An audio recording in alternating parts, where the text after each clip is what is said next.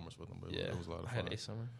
Bro, the worst thing, I used to hate when we used to go in there and do like a heavy leg day, power clean, squat, and then go run right after that. Dude. I don't know if y'all do that now.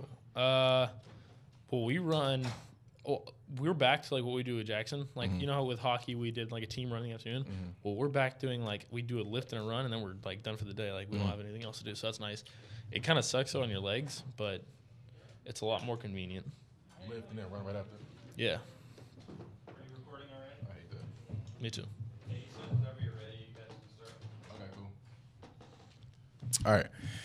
Mic check, 1 2 1 2. Welcome back to another episode of the Justin Dunning Podcast. This is episode 002. I don't know why I went 3 numbers. I think 000. A lot of podcasts. Yeah, 000 sounded cool, but yeah. Anyways, this is episode 2 of the podcast. With me today, I have a very, very special guest, a good friend of mine, probably the hottest name right now in the Bryan College Station area, arguably the hottest name of the specialist around college football, and that's Braden Mann. Braden, how you doing, man? Doing well. Thanks for having me. You see what I did there? Braden, how you doing, man? Oh, I got That's you. nice, Yeah, right? yeah. I haven't heard that before. That was good. Nice. Man, I'm glad you came on. I thought that, I saw the mid-season All-American list. I thought once I saw you on there, you deleted my number. But I hit you and you came right on the show. Yeah, So, I just had to look up your number. I had to ask you people like who this was. But yeah, other than that, got back to you eventually. Nice, man. So this is what we're going to do today, man. I want to give the, I know you do a great job with the media. Those guys love you over there. I want to give the people, the audience, the opportunity to get to know you a little bit better, a little bit about your background. Talk to me about your success this year, kind of paint a picture for how you've grown. Then we're also going to talk about the art of punting. I know a lot of people think that, it's all about having a strong leg.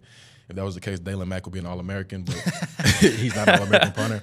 And so I want you to kind of break down what it takes to be a great punter, kind of put the coach man visor on for a little bit.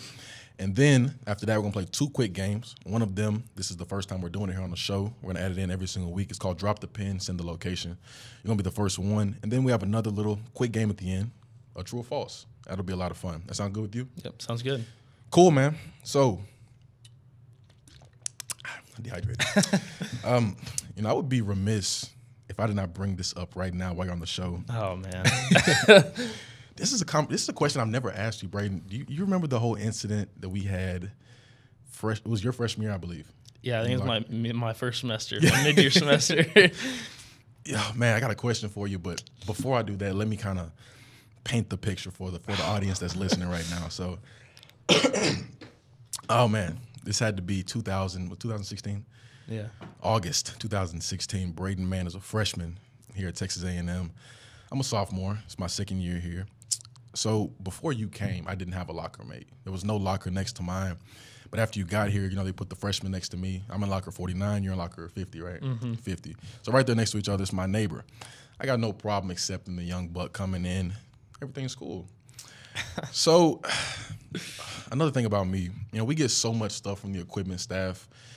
I just have all my stuff shoved into my locker, and I know a lot of guys, like for example, whenever I eventually cleaned my locker out, I had to get 3 trash bags. Yeah. So everything's just shoved into my locker. Every workout I went to and every practice, I always pulled the things out of my locker to look for what I was wearing. You know what I mean? And it didn't make sense to me to put it back in there during the workout, so I just kind of left it all on the ground. And so this eventually became a problem. We get into fall camp of my sophomore year. And now me and Braden are working out and practicing at the same time, which we did not throughout the summer. And so during this same time workouts or same time practice, we would come back in and my stuff would be all over the floor, in front of Braden's locker a little bit. A little. And so day one, Braden comes in. I may have a backpack or something in front of his locker. And he says, "Hey, JD, is this your bag right here?" This is from my perspective, by the way. Yeah. Maybe I'm a little bit wrong. Yeah, but. we might have different perspectives of it. So he asked me, "This is my bag." I say, "Oh yeah, man, my bag." Grabs the bag, puts it in front of my locker.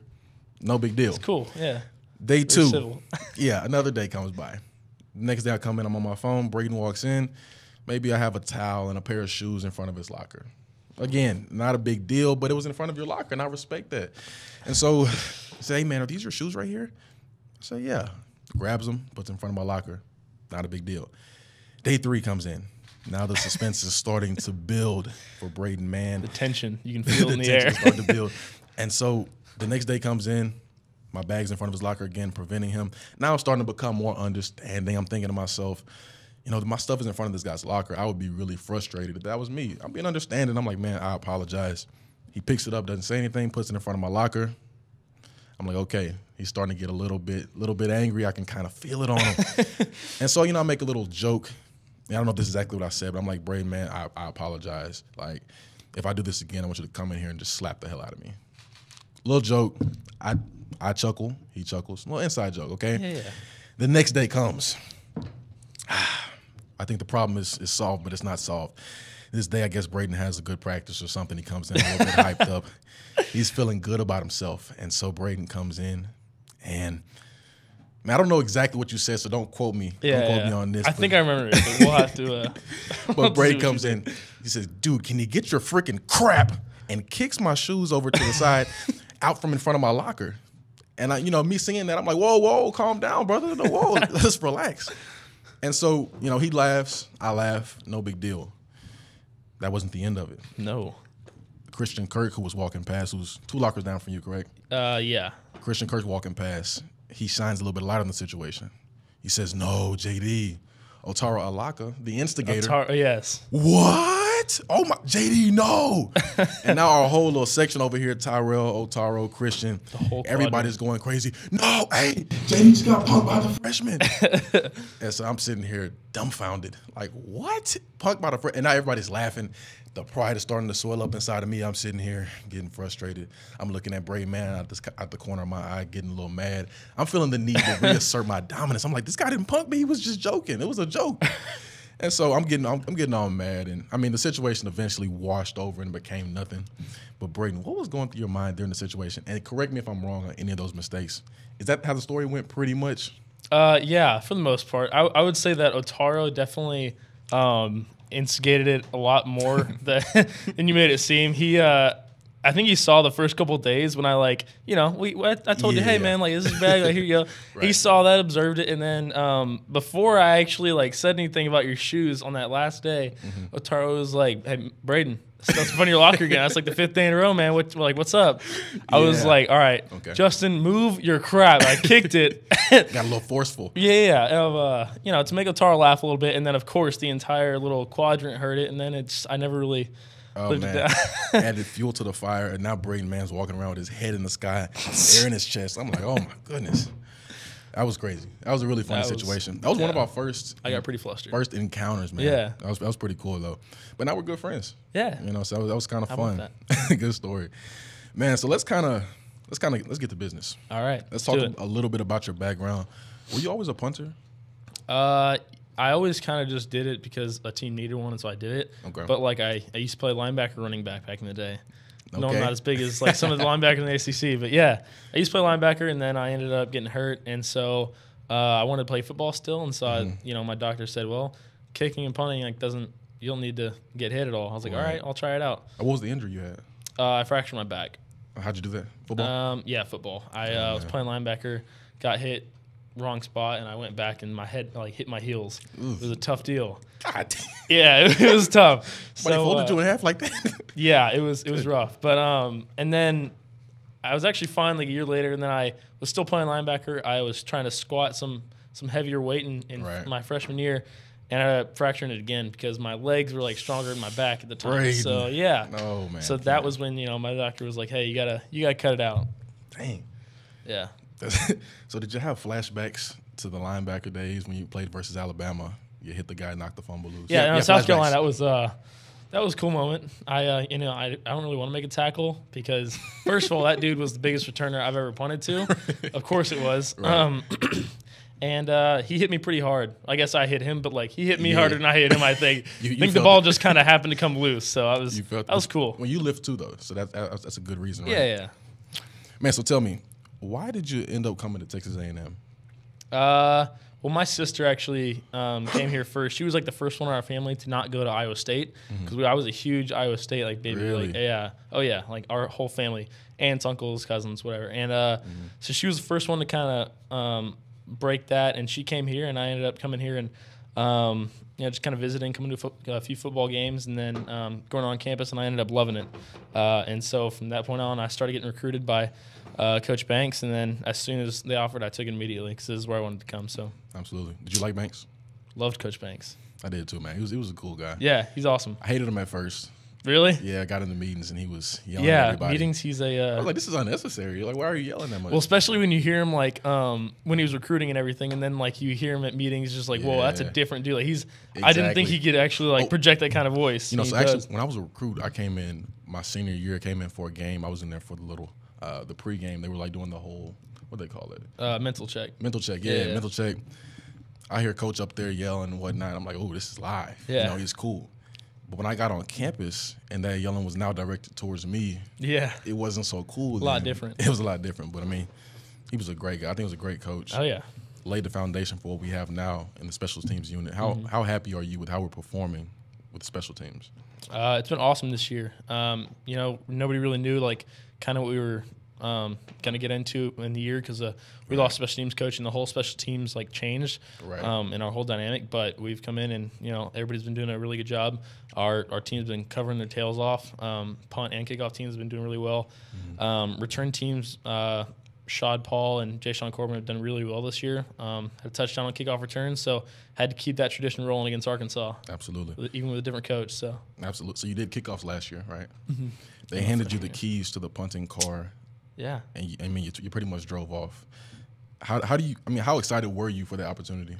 I was more pumped than you can imagine. Okay. I like waiting for 2 years behind Shane, who was a great punter. Absolutely. Still is. And he'll get a shot in the NFL for sure. But waiting behind him for 2 years was, I didn't really expect it at first. Right. Because, I came in and Coach Banks was like telling me, hey, like, yeah, you got a good chance to like compete and like start and everything. I was like, okay, cool. And so I came in and Shane was doing a really good job. He backed up Drew Kaiser for 2 or 3 years. So he backed up a really good punter, and then it just kind of cycled like that. Absolutely. And but I think Shane did a really good job of just kind of teaching me along the way and showing me kind of what he was doing and how he progressed. And so I think that was huge for me going into this year because I felt more experienced than not playing for 2 years. Like I feel like I've played before, Absolutely. before this year. So That's a good perspective to have. I talked to Landis last week when he was on here, and he really said that waiting your turn is huge, and a lot of guys don't get that nowadays. I mean, how big do you think it was for you to kind of be patient and not get up and leave and go somewhere else? I think it was huge. I mean, it wasn't just about just waiting for an opportunity. I went in and competed. I didn't just assume I wasn't going to start. I tried to compete against Shane as best I could, and he ended up winning the job again. He had a great fall camp and a great season last year. So it's tough playing the waiting game. But I got to do kickoffs for the past 2 years, and that was a lot of fun. And now I just get to step into that role and the role of holding, which is kind of slept on. But I like holding a lot too. So. Hey, okay. A little shout out to the specialist, man. You have fun with it. I like that too, man. I feel like you make it look fun. I'm like, Braden Mann is out there having a lot of fun. What do you think? Let's see. So you've been blessed. You haven't ran into any injuries. Daniel LaCamera ran into one this year, Clemson game. How proud are you of Seth Small for stepping up into that role? Coming into the season, didn't know he was going to be the guy. And I think that's really hard to kind of transition and shift your whole mindset, shift your game, and kind of step up to the plate. But how proud are you with him? I'm very proud of him. I mean, he came in this summer and was really working hard with us and came out and kicked with us every day, get live snap and holds. He wasn't expecting to, he didn't just want a red shirt. He wanted to come and compete against Daniel and really push him during fall camp. And I think that paid off huge because, had he sat back and just kind of assumed he was going to redshirt and assumed he wasn't going to play this year, I don't think he would, make some of the big kicks that he's made this year without it. So, absolutely. So you're having a hell of a year, obviously. Well, okay year. Let me get yeah. I don't want to blow your head up too much. But you're leading right now the punting categories, punting average. And if you span that out over the course of the season, you're probably going to break a record for the best punting season statistically of all time.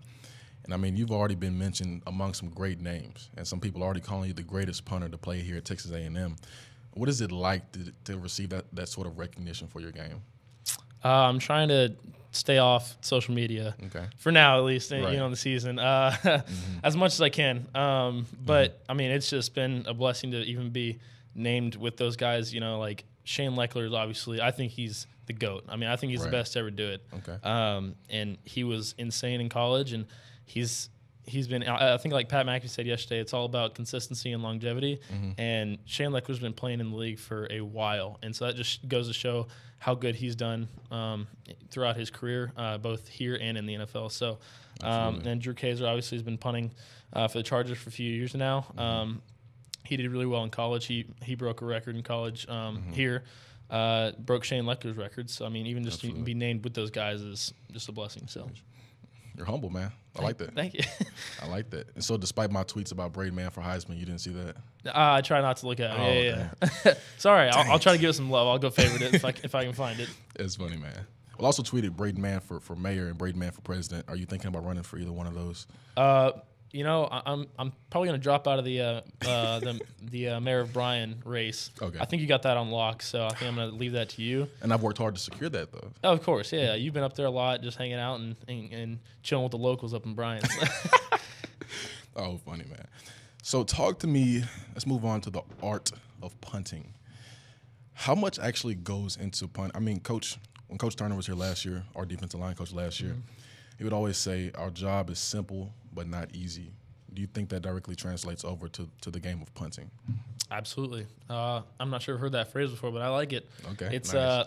You know, when it comes to punting, it's simple, high, far, and straight. You know, just kick the ball high, far, and straight. But what goes into that's a lot more than people think. And I just think the biggest thing for us is, you know, in college we've obviously gone through a lot in high school and kicked with a lot of guys and competed our tails off. And now it's just about relaxing and doing what we've done for years. So I've been kicking for like 5 or 6 years now, and I just know that I've kicked thousands of footballs.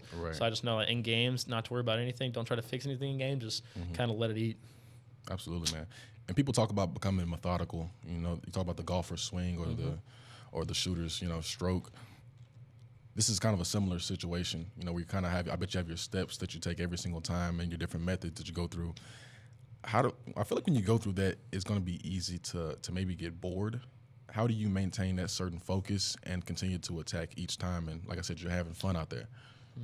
I think that's the biggest thing is just having fun for me because as like specialists, especially at a high level, you always want to fix and tweak something, because you're just never going to be fully satisfied with what you are. You know, if you're averaging 50 yards, you want to average 51. You know, it's just something like that. And so I think it's very easy to try and fix something and get bored during the season, especially. You just want to get better and better. But I think that just goes for what you're not doing well. If you're doing something well, don't change it. You know, if you in golf, if your short game is good but your drives aren't well off the tee, just fix up the drives a little bit, tweak it. Don't change your short game at all. You know, it's just same thing with us.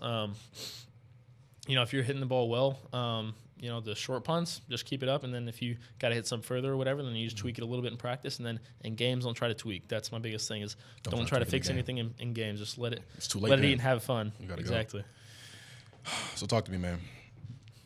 Coach Mann now, okay? Okay. You're going out recruiting a punter. What are you looking for in that guy? I'm talking mentally, physical traits, how he actually plays on the field. What are you looking for? Just a guy that kind of has his head screwed on straight. You know, it's because punting is very mentally taxing if you let it be. And so I just want a guy that would kind of show me he's calm, cool, and collected in games. But in terms of physical traits, typically you're going to get a punter that's like taller. So in the SEC, the average punter is probably 6'3". He's big, and so I'm not. So I was kind of the exception. So I'm glad Coach Banks kind of took a chance with me. Right. But if you're going to be shorter, you got to be faster and more powerful. So that's what I look for a guy. If the guy is tall and he's got some length and he's got some speed, then that's what you want out of a punter. So, but that's kind of physically all that you really need or want is a guy that's got like longer levers and just kind of can let a stroke go through. Okay. So tell me, what portion of your game do you want to improve the most? Just the inside the 20 type punts. So in my short game, I can. When I'm backed up, I just kind of let it do its thing. I just kind of let it go. But when I'm closer to that 50-yard line, usually for me this year it's been around our 40-yard line because that's a 60-yard ball to the goal line. Right. And so if it takes one bad bounce from 50, it's going to the end zone. So I think just kind of hitting those a little higher and shorter for me this year would be good, and just keeping outside the numbers. The direction can always get better.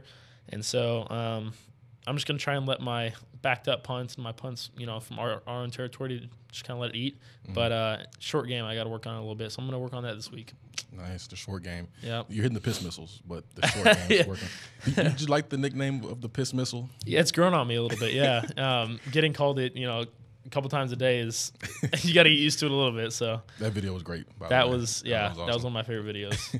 I love Pat McAfee. So you were on social media for that one? Oh, I saw that one. I got sent it probably 50 times that night, so I had to watch that one a few times. That's funny. That was pretty good. That's awesome, man. So let's move on. This is the new segment called Drop the Pin. Drop the pin. Send the location. Word to Travis Scott. And this is how it works, man. Say that you go out and have a good game versus Mississippi State. Okay. Right. A cute girl DMs you. She said, "Oh my God, Braden, man, I saw you kicking that ball so hard the other day. Can we please hang out when you get back?" If you like how she looks, you think she has potential, you'll say, "Okay, yeah, send the location so I can pull up on you, right?" All You right. want to sit there and spend some time with her.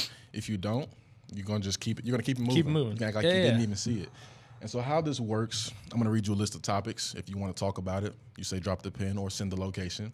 And if you don't, you say keep it moving. All right. Simple enough. Yep. Sounds good. Okay. Cool, man. So first topic.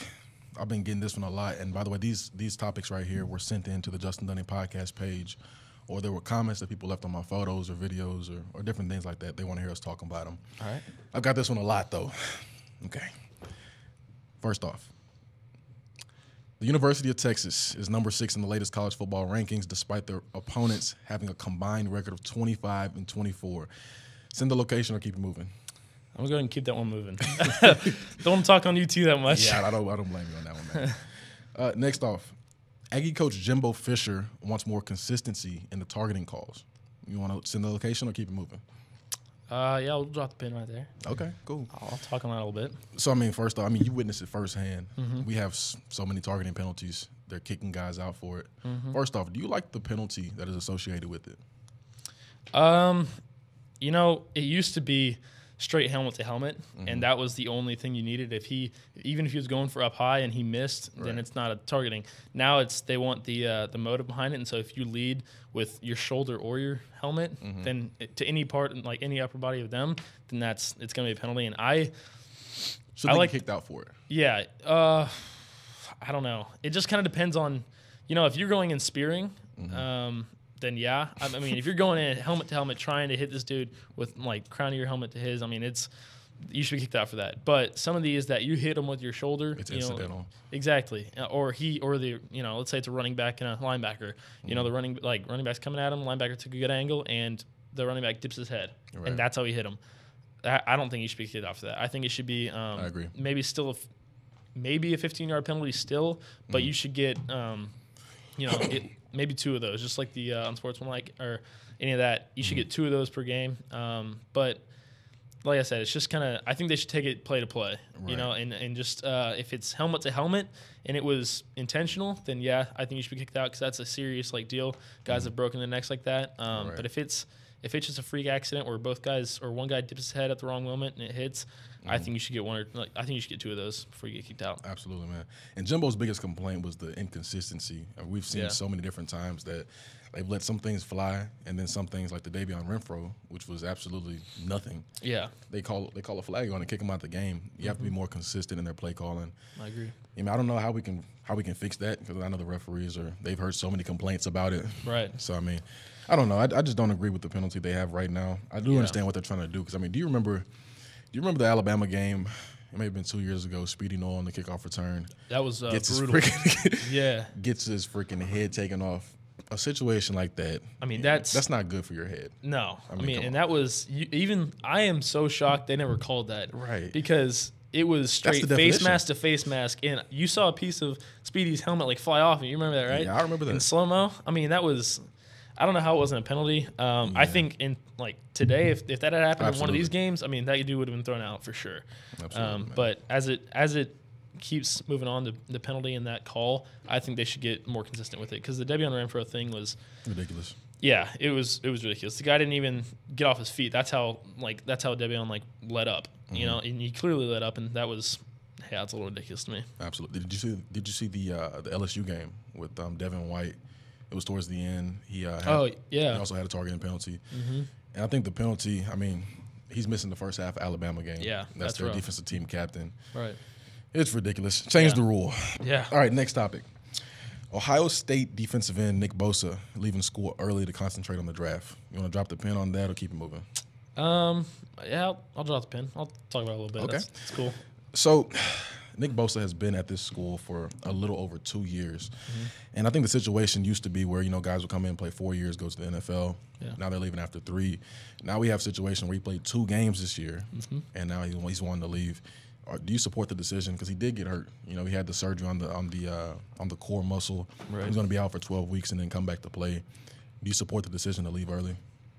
I mean, in terms of leaving early, that's kind of your decision. Like after your junior year at least. But if you play 2 games, and this is his junior year, correct? Yeah. Yeah. So if you played 2 games in your junior year, I don't know if I would do that if I were him. I mean, it's completely his decision. That's cool, like for him and his family. Like that's like his deal. But I don't know. Playing for 2 games and then leaving after you get hurt. I get you got hurt and they still out for 12 weeks. But not playing in the bowl game is kind of common for guys like that who have like high draft status and everything. But I think he should stay. Okay. And if he's going number 1 overall or whatever, and his stock can't go any higher, then that's one thing. But I think that you kind of commit to playing at least for 3 years with your team. Absolutely. And it's same for a guy who redshirts the freshman year. You're not like you don't see too many guys redshirt and then play 2 and then you're out. You're going to redshirt, play at least 3 or 4 and then go out. And I just think you commit to playing at least 3 for your team. And so I think that's my perspective on it at least. So okay, well, that's a good perspective, man. All right, so next topic. Rajon Rondo's girlfriend reportedly confronted Chris Paul's wife during their fight on the basketball court. You want to drop the pin on that or you want to keep it moving? I haven't really heard too much about it. I mean, I'm interested in it. Yeah, if you want to talk about it, I'll drop it. You saw the situation. On the court. I'm a Rockets fan, so I saw that whole deal. Okay, so whose side were you on first off? I'm always on the Rockets, so I'm gonna go with Chris Paul. But especially in that situation, like Rondo spit in his face, you saw it in slow motion. It's and then Chris Paul was just standing up for himself. He didn't, that would be a problem. So, man, I mean, not only did he spit in his face, I've heard reports say that he hawked up a loogie and spit it in his face. And for those of you who don't know what hawked is, that's an East Texas term. It means to gather, to really get that up there. Really get it. Combination of snot and spit, and he just let it go in his face. Yeah. If I'm Chris Paul, I'm knocking him out. But the situation was, they said Rajon Rondo's wife or his girlfriend was in the stands, and she got pretty excited during the situation. She approached Chris Paul's wife or girlfriend, and she began to curse at her, and she act like she was about to get confrontational with her. Yeah. Oh man, I mean she's kind of down to ride. I get that, but that's a little bit much. A little bit much. What do you think about that? I mean, I think it would have been pretty hilarious to see, from the stand you see the whole court in a brawl, and then you see 2 women in the stand just trying to go at it too. It's just like you find out it's their wife. That's pretty funny. That would be pretty. Yeah, I'm completely on Chris Paul's side on that. I mean, if you get spit at, like if I get spit at, I'm throwing some hands. I'm throwing down. So I mean, Braden. And all I did was poke him in the face too, and then Rondo threw the punch. So I'm on the Rockets side and Chris Paul. I like that guy. So okay, absolutely. Wait, what do you rank Chris Paul among the point guards? This is a side topic. Oh, listen, like I'm not a huge rankings kind of guy. Okay. I just like watching good basketball. So what do you think? What would you put him at? I don't know, man. I've had this conversation with a couple guys at my old internship at Northwestern Mutual. There's this guy up there named Travis. He's the biggest Rockets fan, and he just he thinks that Chris Paul is the greatest thing since sliced bread. I mean, the guy's a great player. He's a good player. He's in. I give him a top 5 point guard. But he ain't the best point guard though. The argument we keep getting into is Russell Westbrook better than Chris Paul? I think so. He was on the side of Chris Paul. He's more dynamic, I think. Okay, so a Rockets fan can't agree with that. Yeah, no, I'm a big Rockets fan, but you gotta admit when a player is good, and Russell Westbrook is just a freak who's very dynamic on the court. So I mean, he can do it all. So absolutely, man, absolutely. All right, next topic. Le'Veon Bell is still a no-show at the Steelers facilities ahead of Week 8, despite reports that he would show up by Week 7. Want to send the location on that one or keep it moving? Yeah, we'll drop the pin. Okay. Talk about it a little bit. All right, so first off, the situation with Le'Veon, they attempted to sign him to a franchise tag, $14.5 million. He wants a bigger contract, thinks that his work has been shown on the field and he deserves the money to pay for it. Are you a fan of players sitting out in order to get their money? Personally, I'm not. Okay. If it's, 14.5, I think that's the number, isn't chump change. It's not like you're not just playing with a little bit of money right there. You're playing with a lot. And, right. I get that he knows he's a good player. He knows he's good for them. And he's done really, really well. But I don't know. Like, as a kid, you grew up and you just want to play, in the NFL, and you want to, even if it's to get money, you just want to get, absolutely. People want, $2 million contracts or whatever. And then you grow up and you just want a lot more. And then it turns into not about football anymore. And I just think that, right. if you're playing, for the true love of football, and then, or even if you're playing for your family, 14.5, if you're sitting out not wanting 14.5 and you're not getting it anyways, right. It's like, you're not getting the money anyways. You might as well play, get it, and then hopefully get a contract the next year. That. So, well, the big thing with him, you saw the situation with Earl Thomas. Thomas, he sat out for a little bit. Right. He started hearing the naysayers talking about he's not a team guy, he's not a team player, and so he decides to come back. Well, then Earl Thomas goes out and gets hurt, and so he didn't secure the bag, and now he's hurt, and now it's it's like, man, what happened? Yeah, it's a tough situation. I kind of understand him sitting out. Yeah. I don't know if I would do it personally, just because I'm a team guy. Yeah. But I understand it. Mm-hmm. All right, so next topic, which kind of relates to that last one. All-pro cornerback Patrick Peterson has reportedly asked Cardinals for a trade. He said he wants to get out of Arizona ASAP. After a 1-6 start, I believe. Yeah. So, he's been a hell of a player for him. You want to drop the pin on that or keep it moving? Seems like you want to talk about it a little bit. We'll drop it. Hey, whoa. you're the guest. You want to drop the pin or keep it moving? Nah, yeah, we'll talk about it a little bit. Okay, well, he's been a hell of a player for them. Yeah. Your team's not performing. You got the NFL. You want to win. That's why you're there. Mm-hmm. Does he reserve the right? Do you think that he's in the right by requesting a trade to leave? I think that if you're that good of a player, and if you're a true team leader and team guy, you're going to want to change the team, using all your power on the team and everything. And I just think that if he really wanted to be on a winning program, he would. I get if you start 1-6, a rough start. Mm-hmm. But requesting a trade in the middle of a bad season, it's like transferring after just having not even yourself having a bad season, a good player. Right. It's like transferring from a different college midway through a bad, if your team's not very good. It's just like, if you want to change something, I think you should change it. And I get that it ought to be frustrating for him, going 1-6 or however they're doing. But I don't know. I've always kind of been like, I'm going to stick it out with my team, especially through the season. Right. If you go and in the off season, that's your own deal. But for that season, I think you committed to playing with them and trying to change it for the better throughout the entire season. So, absolutely, what do you think? Man. I agree, man. I agree. I'm a team guy, like I said. I understand. They're 1-6. Yeah. They're not performing right now. They got all kind of mess going on with the offense right now, quarterback situation, and he just wants to be on a winning team. Yeah. He had had the honey badger over there with him. He left, and now I feel like he might feel like he's kind of alone. I understand the situation where he wants to get up and leave, but middle of the season is that's kind of rough, man. Mm-hmm. After the start of the season, at least. They have a lot of games left, especially in the NFL. But man, cool. You should be an analyst, man. Hey, you speak well on these topics. Thank you. So let's move on. This is a quick little true or false section. These questions right here, some of them were sent in by your teammates. Some of them are just pulled out of thin air. I'm sure you can identify which ones were. But I won't put any names on it. Okay. So the first one, true or false? Braden Mann is a 2-time Olympian in Taekwondo. That's true. Absolutely true. Oh yeah. So you would go out there and drop somebody on the streets? Or I was a big sparring guy. That's what I did. So you still I got grew it? up. I think I still got a little bit. I used to be able to do the thing where if you put something right above your head, you can go up and kick it. You used to be able to do that, but I don't got it like that anymore. I ain't that flexible anymore. Okay. Let me put my glasses on for these just to make sure I'm reading these correctly. Some of these are pretty. Okay, let's see. Number 2, true or false? If Braden Mann kicked the ball straight in the air, it would leave the atmosphere. I've tried plenty of times in practice. That's going to be false. It comes down at some point. Okay, that one sent in by Daniel the camera. I'm going to go ahead and put him out there. Got one sent in by Jake Pagel. Oh my god. Braden Mann could kick a hole in a vibranium shield.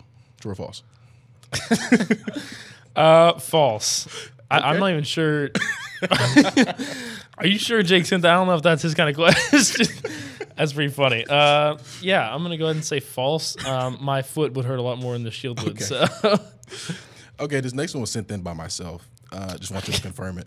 True or false? Otaro Alaka is the ashiest man west of the Mississippi River. West or east. I'm gonna go ahead and say, yeah, true. Okay. Definitely. You know, Absolutely. I sit across from every day, you know, in the locker room. I see it. That crust on them You knees. know? You got to clean it up. Yeah, exactly. No It's doubt. called Jergens, man. Clean it up. Next one. True or false? Daniel LaCamera is not only the best looking specialist on the A&M football team, but he's all conference when it comes to swag.